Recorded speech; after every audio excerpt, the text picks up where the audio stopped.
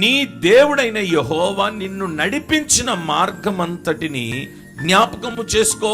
అందుకని కీర్తనకారుడైన దావీదు ప్రతిరోజు జ్ఞాపకం చేసుకుంటూ అంటాడయ్యా, నేను గొర్రెల దొడ్డిలో నుండి వచ్చిన వాణ్ణి కాదా, నేను ఒక గొర్రెల కాపరిని కాదా, అరణ్యములో తిరిగిన వాణ్ణి కాదా, అలాంటి వాణ్ణి తీసుకొచ్చి నన్ను సింహాసనం మీద కూర్చోబెట్టినవా? దేవుడు నీకే స్థానాన్ని ఇచ్చిన, దేవుడు నీకే స్థాయిని ఇచ్చిన, దేవుడు నీకే పదవిని ఇచ్చిన, దేవుడు నిన్ను ఎంత ఘనపరిచినా ఆయన నిన్ను నడిపించిన మార్గమంతటిని మనము జ్ఞాపకం చేసుకోవాలి. ఈ రోజు నడిచిన మార్గం రేపు మనం నడవం. రేపు మరింత కొత్త మార్గంలో దేవుడు నడిపించబోతున్నాడు. రానే ఉన్న దినాల్లో మన భవిష్యత్తులో ముందెన్నడు చూడనిది, ఎరగనిది, విననిది, నీ చెవులు విననిది గొప్ప గొప్ప మార్గాలలో దేవుడు మళ్ళీ నడిపించునుగాక.